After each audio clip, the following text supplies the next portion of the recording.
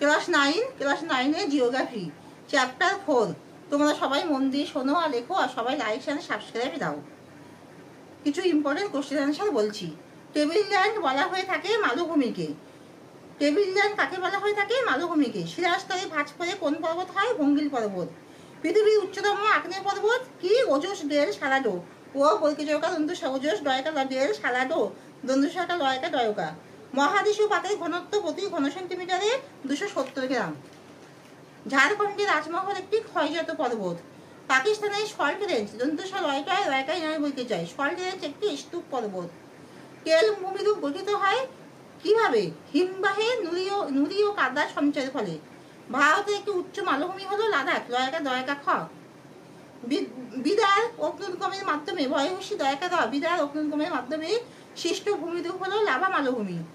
ভূ আলোড়ন ভূপৃষ্ঠে অনুভূমিকভাবে কাজ করলে সৃষ্টি হয় ভঙ্গিল পর্বত। ভঙ্গিল পর্বত কাকে বলে? ভূ আলোড়ন ভূপৃষ্ঠে অনুভূমিকভাবে কাজ করলে যে পর্বত হয় তাকে ভঙ্গিল পর্বত বলা হয়। আলফ্রেড ওয়েগনার মহিষ সঞ্চরণ মতবাদী ব্যাখ্যা দেন 1900। আলফ্রেড ওয়েগনার মহিষ সঞ্চরণ মতবাদী ব্যাখ্যা দেন কত সালে? 1912 সালে। জার্মানি ব্ল্যাক ফরেস্ট বয়লার জয়ফলে আঁকা ক। ব্ল্যাক ফরেস্ট একটি স্তূপ পর্বত। কি পর্বত? ব্ল্যাক ফরেস্ট স্তূপ পর্বত। গোস্ত উপত্যকার মধ্যে দিয়ে প্রবাহিত হয়েছে কোন নদী? রাইন নদী লয়কা হস্যে দন্ত রাইন নদী। ভারতে অবস্থিত একটি ক্ষয়জাত মালভূমির উদাহরণ হলো ছোটনাগপুর মালভূমি। ছয়কা টয়কা দন্তরেখা গ ছোটনাগপুর মালভূমি। মহাকাল ও মহাদেব কি ধরনের পর্বত? ক্ষয়জাত পর্বত। পৃথিবীর বৃহত্তম বদ্বীপ কোনটি? গঙ্গা ব্রহ্মপুত্র নদীর বদ্বীপ। একটি ভূগাঠনিক সমভূমির উদাহরণ দাও। তুরানের নিম্নভূমি। তিব্বতীয় পাহাড় ও ভারতীয় পাতের সংযোগ রেখাকে কি বলে? সিন্ধু শিবন রেখা দন্তরেখা হস্যি ব দন্তন শিবন রেখা। ভারতের একটি স্তূপ পর্বতের নাম হলো সাতপুরা দন্তশাখা তর সাত পয়হস্য দয়কা সাতপুরা। সহাবেলায় সমভূমির মধ্যে ক্ষয়প্রাপ্ত অবশিষ্টাংশকে কি বলে?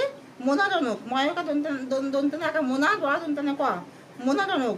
ভারতে অবস্থিত একটি গোস্ত উপত্যকার উদাহরণ হলো নর্মদা নদীর উপত্যকা। চ্যুতি কাকে বলে? চয় জফলা হস্য তয় হস্যি। চ্যুতি কাকে বলে? ভূত্বকে সৃষ্ট ফাটল বরাবর শিলাস্তূপে স্মরণ ঘটলে স্মরণ ঘটলে তাকে চ্যুতি বলে। মধ্য আটলান্টিক শৈলশিরা কোথায় অবস্থিত?